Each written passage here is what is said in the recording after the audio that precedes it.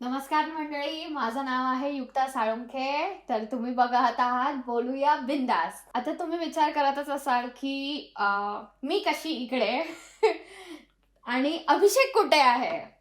तर याचं कारण हे आहे की अभिषेक आणि यश आता स्टडी परमिट टू वर्क परमिटच्या ट्रान्झिशन मध्ये आहे. तर पुढच्या काही वीक्स आणि मंथ्स तुम्हाला मीच दिसेन ऑन स्क्रीन.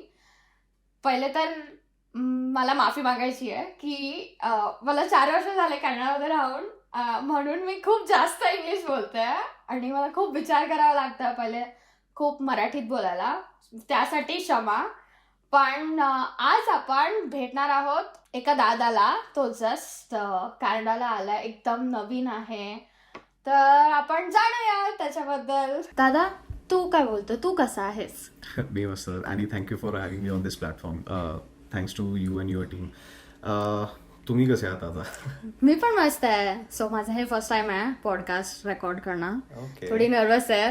बट देन मला अजून सांग, तू कुठून आहेस, तू इथे कधी आलास?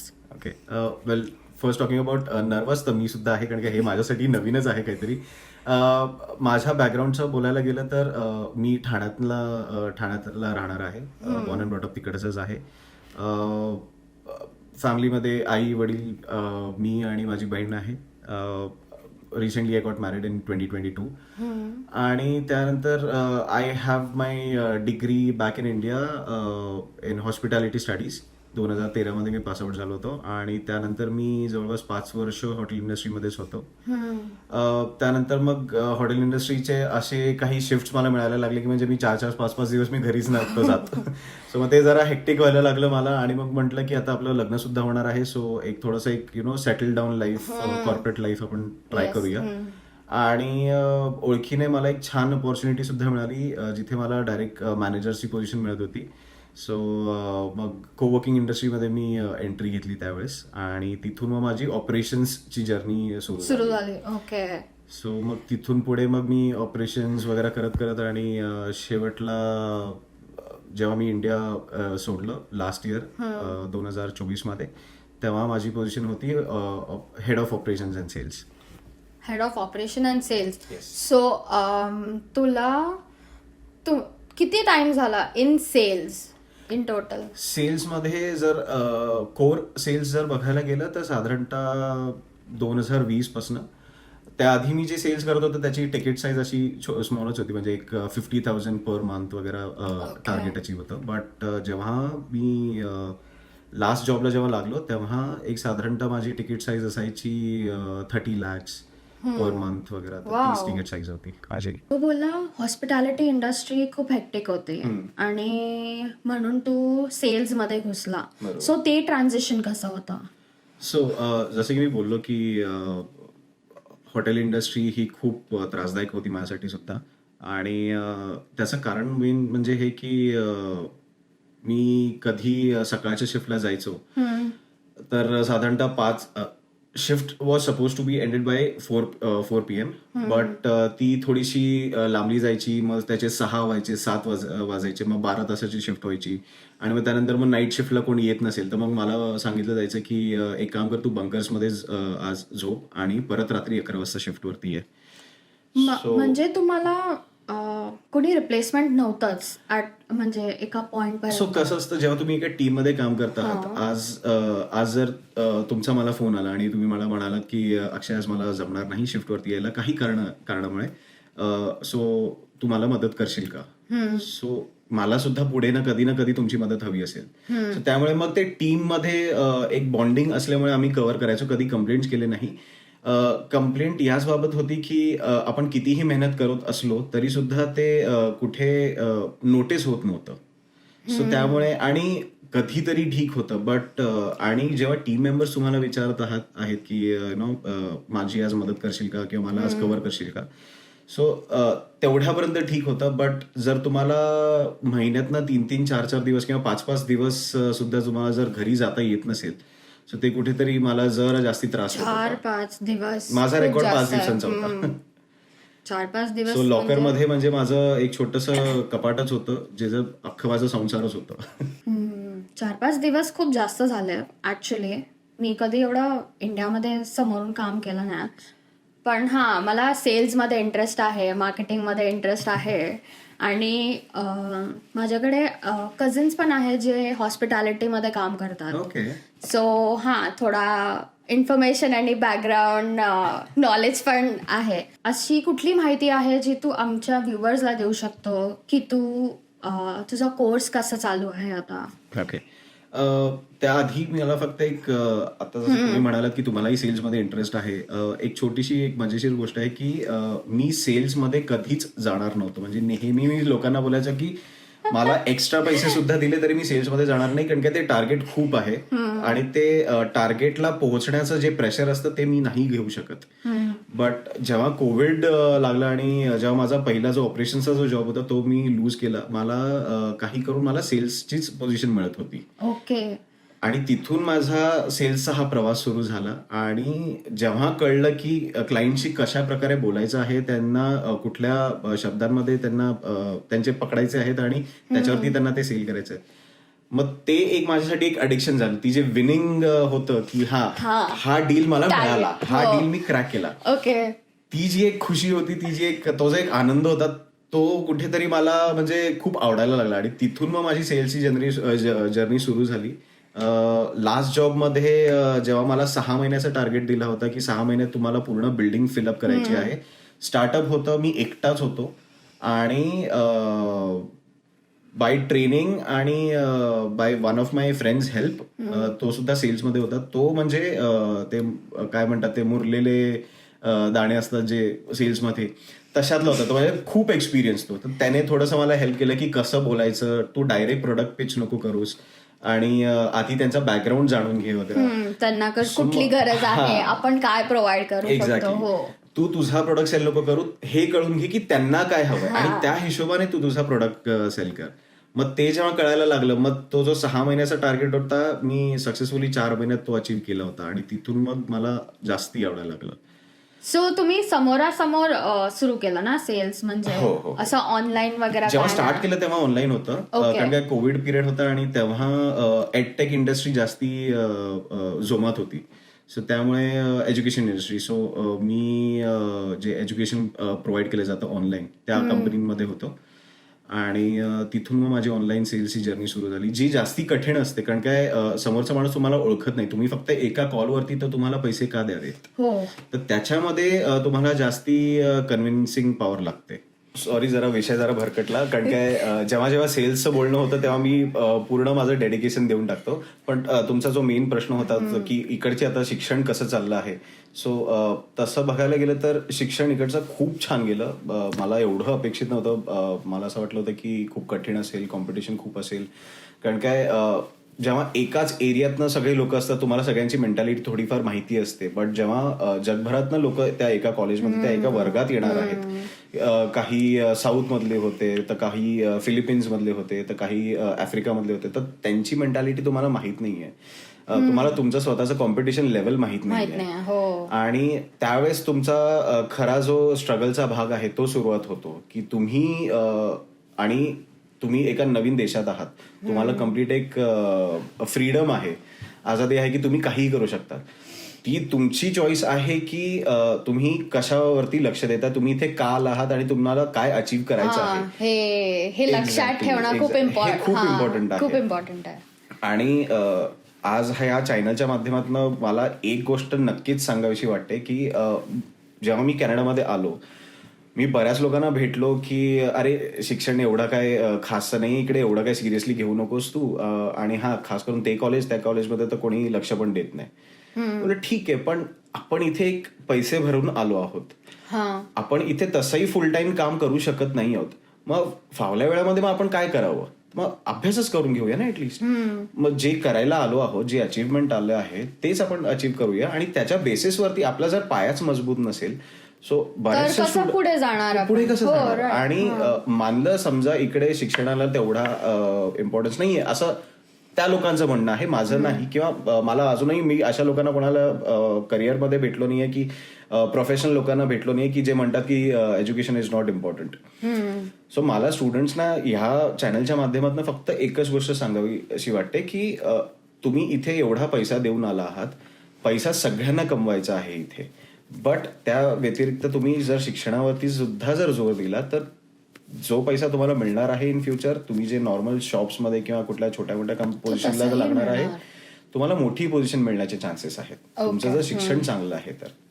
आणि जेव्हा तुम्ही शिक्षण वरती जास्ती लक्ष देतात, आज जसं मी म्हणजे इंडियामध्ये मी एक ऍव्हरेज स्टुडंट होतो, एक 70% वगैरे वाला असा मुलगा होतो, बट इथे मलाच काय झालं मला माहित नाही, 90%, 95%, आणि तेव्हा ते यायला लागतं तुम्हाला मार्क, तेव्हा तुमचा अजून एक एड्रेनलिन, कॉन्फिडन्स वाढतो. एक्झॅक्टली, की हा मी पण करू शकतो. आणि त्यामुळे काय झालं ना की बरेचसे प्रोफेसर्स मला ओळखायला लागले.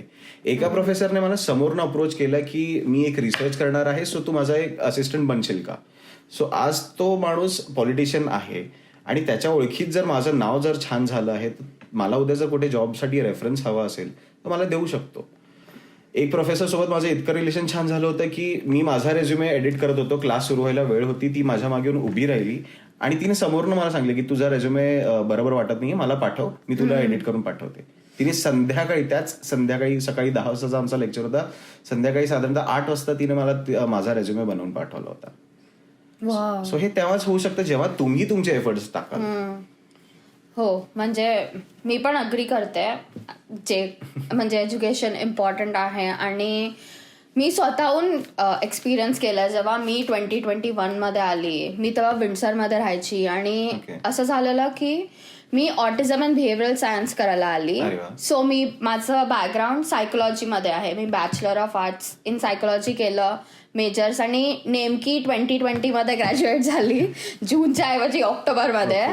सो तो 1 वर्ष गेला प्रोसेस करायला सगळं. आणि जेव्हा आम्ही ऍक्च्युली इथे आलो, मी आणि माझे काही मित्रमैत्रिणी, आम्ही विंडसरमध्ये राहायचो आणि तिथे अजिबात जॉब्स नव्हते.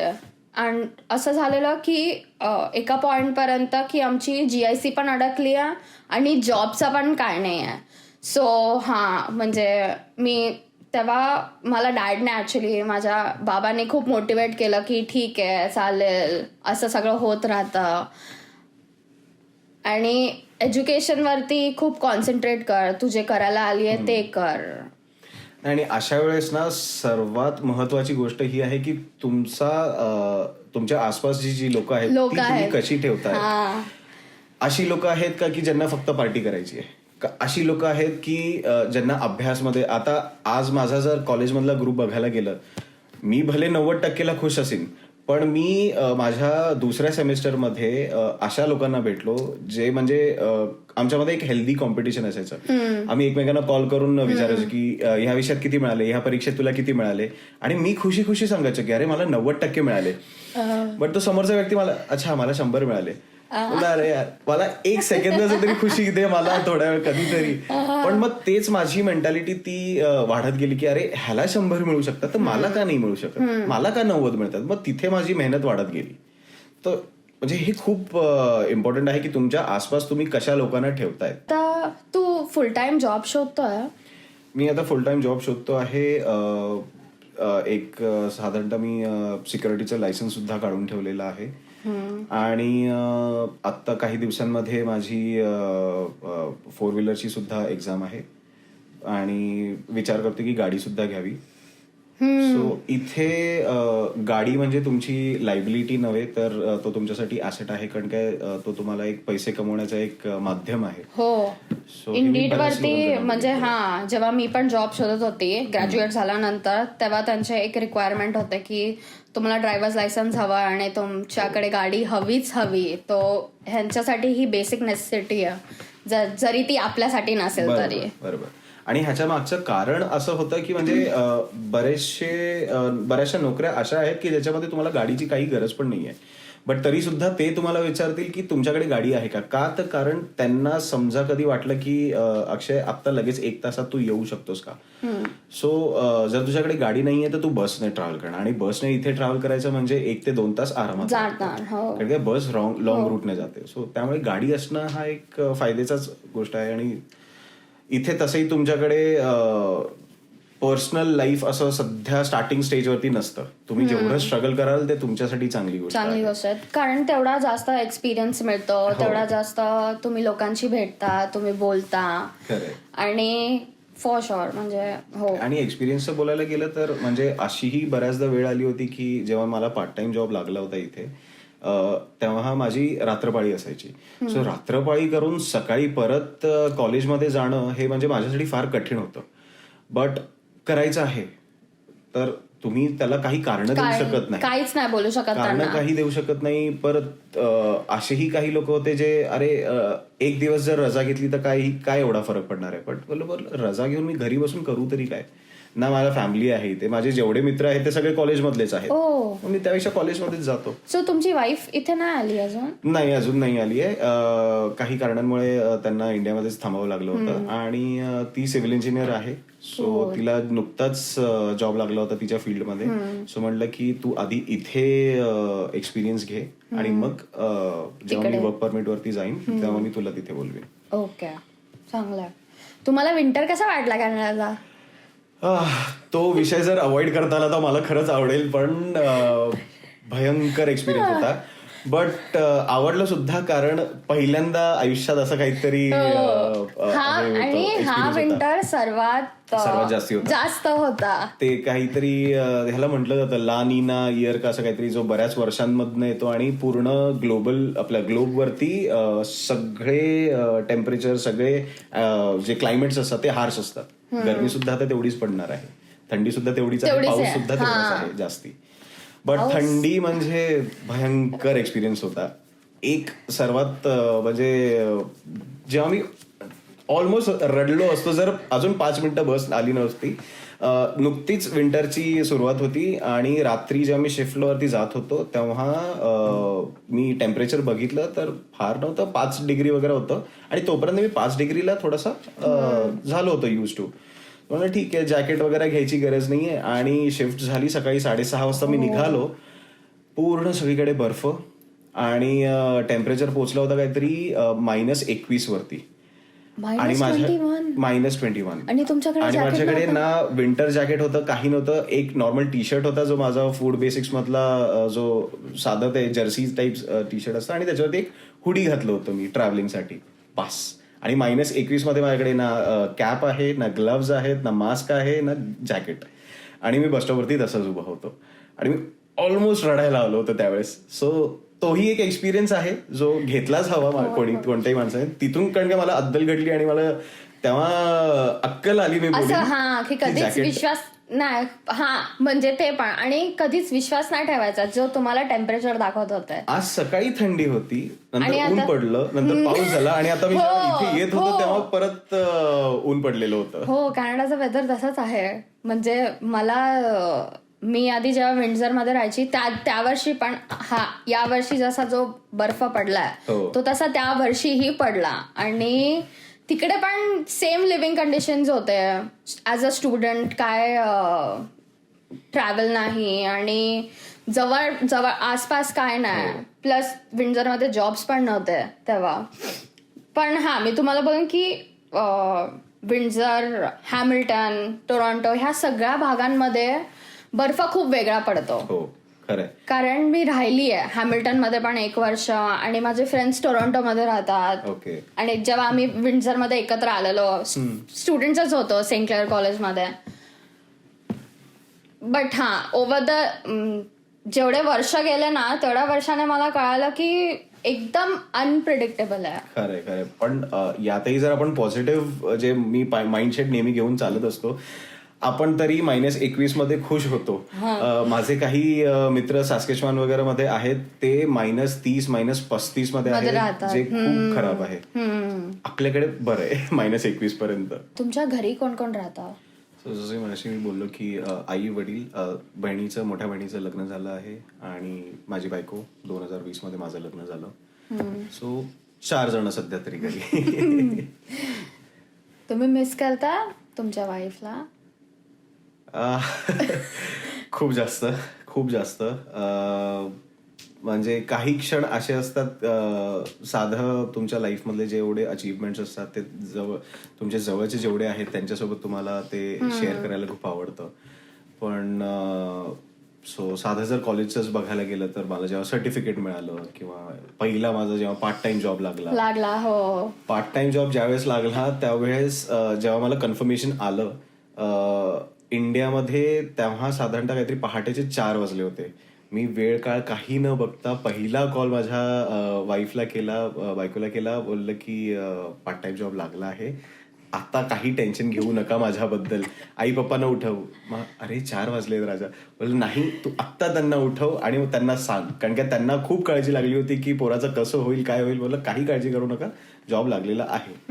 तर हे जे छोटे छोटे क्षण असतात की अरे मला या एक्झाम मध्ये 90% मिळाले, अरे मला एका प्रोफेसरने समोरनं मला विचारलं रिसर्च माझ्यासोबत करशील का, किंवा मी नवीन घरात शिफ्ट होतोय, मला आज हा मित्र भेटला, आज आम्ही अशी मजा केली, आज आम्ही इथे फिरायला गेलो. तुम्ही कुठेही फिरायला जा, कितीही जा, बट जोपर्यंत तुमच्यासोबत तो सोबतचा एक व्यक्ती नाही नसतो तेवढी मजा येत नाही. हा, तेवढी आतून पण खुशी होत नाही, बिकॉज आपल्याला शेअर करता येत नाहीये ते सगळे मोमेंट्स. तुम्ही असं काय आहे जे तुम्ही एकदम जास्त आठवण येते तुम्हाला? सर्वात जास्त आठवण येते, कदाचित माझ्या घरच्यांना हे उत्तर पटेल नाही पटेल सांगता येत नाही, बट 2 व्यक्ती आहेत, माझा भाचा आणि माझी भाची. सो प्रचंड, म्हणजे कारण कसं व्हायचं की ऑलमोस्ट एव्हरी ऑल्टरनेट वीकेंडला ते लोक आमच्या घरी असायचे. आणि मग भाच्याच्या ते मागे लागणं की मामा चल आपण मॉलमध्ये जाऊया फिरायला, मला इथे घेऊन चल, मला तिथे घेऊन चल. आणि त्याचे म्हणजे त्याला बिघडवण्यामध्ये माझा सर्वात मोठा हात. आई ओरडायला लागली, आजोबा ओरडायला लागले, त्याचे बाबा त्याला ओरडतात, जाऊ दे लहान आहे, असू दे. काय झालं, आई फोन देत नाहीये, हे घे माझा फोन घे आणि खेळत बस. आई मला टीव्ही बघून देत नाहीये, हा हे घे माझ्या रूम मध्ये चल आणि टीव्ही बघत बस. आई मला खेळायला जायचं, बोलत चल मी जाऊ दे माझ्यासोबत खेळायचं, चल. मग घरच्या घरी थोडंसं क्रिकेट खेळा, कॅच खेळा काहीतरी, मग असं काहीतरी व्हायचं. आणि मग ते जे शेवटची त्या दोघांनी ज्या पोरांनी जी मला मिठी मारली होती, तो सहवास अजूनही मी जपून ठेवलेला आहे माझ्याजवळ तो. हो, मी पण अग्री करते, बिकॉज मी पण आता मावशी झाली, मी त्यासाठीच US ला गेलेली. आणि तो खूप लहान आहे, म्हणजे तो छोटूच आहे, पण पहिले शब्द मी त्याला काय बोलायला शिकवले, मी त्याला मावशी बोलायला शिकवलं. आणि तो आई बाबा नंतर बोलायचं, मावशी आधी बोलतो. आणि तो असं मावशी असं करायचा. खूप खुशी होतं, म्हणजे आता व्हिडिओ कॉलवरती पण बोलते ना मी त्यांच्याशी, तर तो मावशी अजून पण जास्त बोलतो आणि तो मम असं करतो. बट हेच आहे, म्हणजे ऑफकोर्स आई वडील बायको, तुमच्या केसमध्ये नवरा जर असेल तर, पण हे तर म्हणजे तुमचे कोर आहेतच फॅमिली मेंबर. बट माझं उत्तर आहे असं आहे की म्हणजे ह्याच्या व्यतिरिक्त जर कोण आहे तर माझा जो भाचा आहे कबीर, आणि माझी भाची मिश्का, आणि अजून एक छोटीशी आमची भाची आहे सिया. आणि रिसेंटली आता अजून एक भाची आली आहे आमच्याकडे, तिचं नाव कालच ठरलंय, तर तिचं नाव रुंजी. तर हे जे, आणि ती सर्वात जास्ती दुःखद म्हणजे तर रुंजीला मी अजून भेटलो पण नाही. आताच जानेवारीमध्ये तिचा बर्थ झाला आणि ते थोडंसं दुःख चालू आहे. कॉंग्रॅच्युलेशन. थँक्यू. ओके, आता कॅनडाबद्दल बोलूया. अशी कुठली गोष्ट जी तुम्हाला सर्वात जास्त आवडली इथल्याबद्दल, जे आपल्या व्ह्युअर्सला पण आवडेल किंवा त्यांना त्याच्याबद्दल जास्त माहिती मिळेल?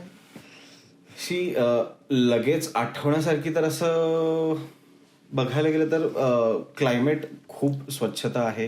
म्हणजे तुम्हाला जे दररोजचा ताप बोला, सर्दी बोला, खोकला बोला, पोल्युशन बोला, हे सगळं काही नाहीये.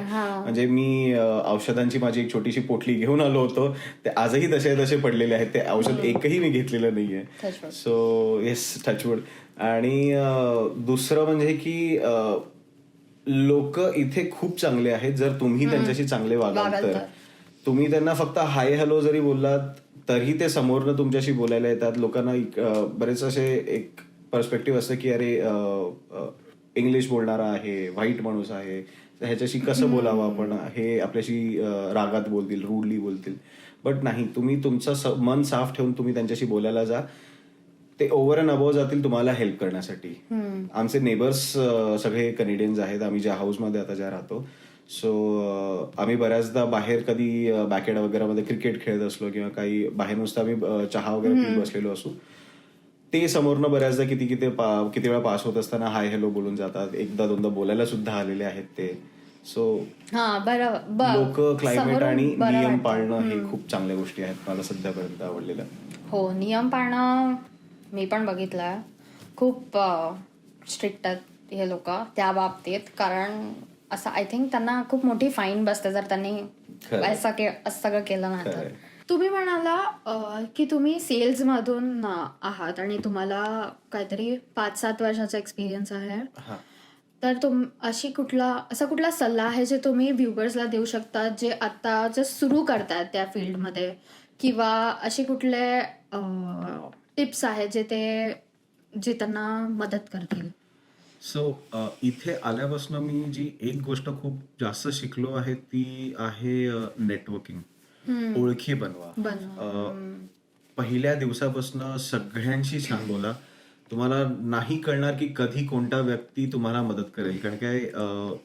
कारण असं आहे की मी जेव्हा पहिल्यांदा कॉलेजमध्ये गेलो तेव्हा काही व्यक्ती होते जे मला तेवढे नाही आवडले. बट माझा स्वभाव असा आहे की मी सगळ्यांशी चांगल्यापणे बोलणार.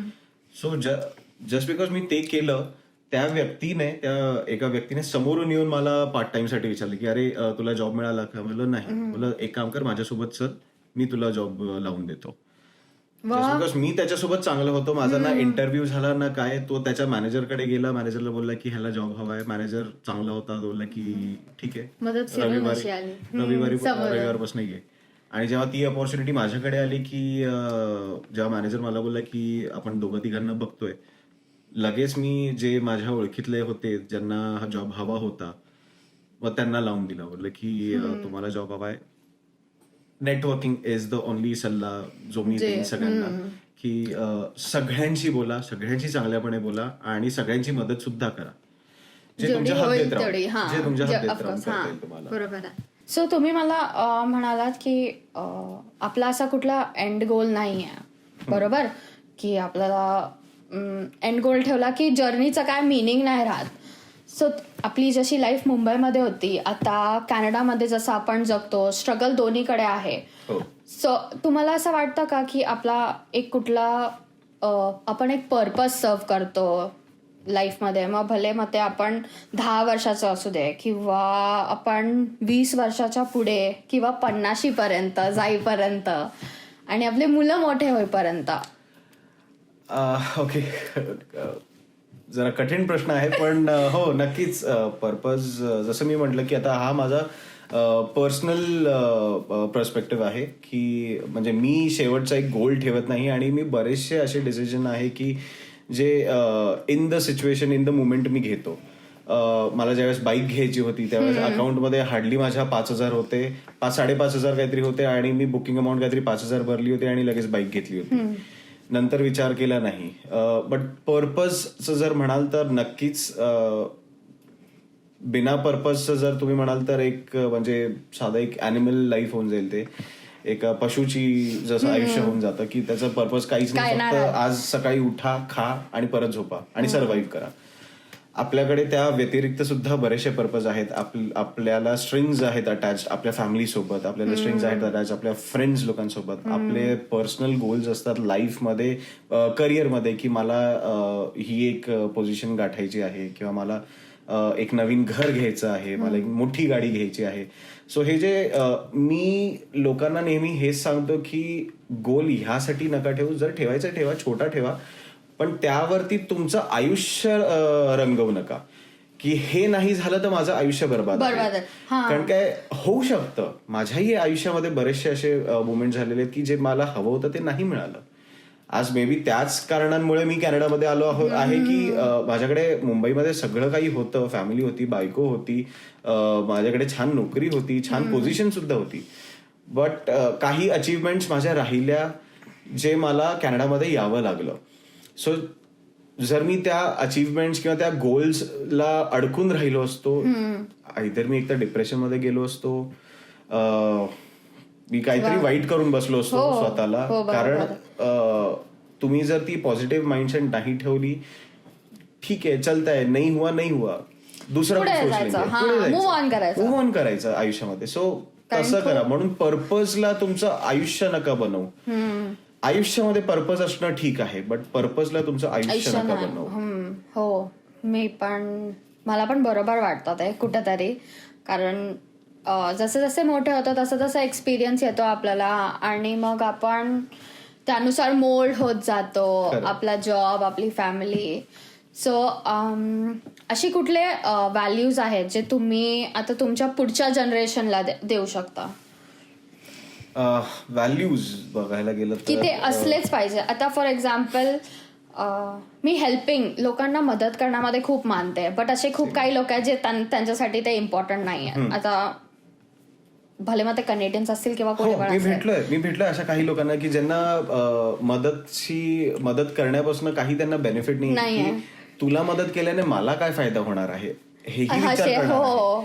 आणि तसा माझा व्हॅल्यू अजिबात नाहीये. माझा व्हॅल्यू हाच आहे की सगळ्यांची मदत करा, आणि खास करून जे तुमच्या आयुष्यात उभे राहिले तुमच्या कठीण परिस्थितीमध्ये, त्यांची तर खास करून काही तुमची परिस्थिती असेल नसेल, आपण नेहमी म्हणतो ना की आपण हेल्प करावी पण हद्दीत राहून, माझ्याच्याने जेवढं होईल तेवढं. ज्या व्यक्तीने तुमची मदत केलेली आहे त्यांच्यासाठी ओव्हर अँड अबोव जा.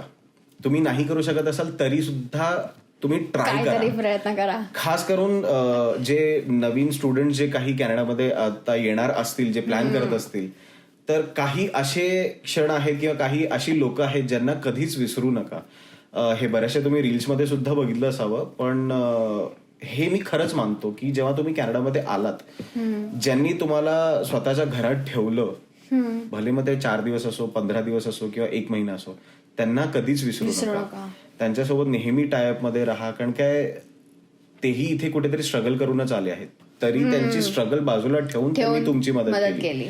जर ते एवढं करू शकतात तर तुम्ही एखादी छोटीशी मदत का नाही करू शकत? प्रत्येक गोष्टीत आपला फायदा बघणं हे चुकीचं आहे. कधीतरी काही गोष्टी अशाही असतात की जे म्हणजे फायद्यासाठी नाही, तर एक आपण जेवताना म्हणतो ना की बऱ्याचदा की माझं पोट भरलंय पण माझं मन नाही भरलं.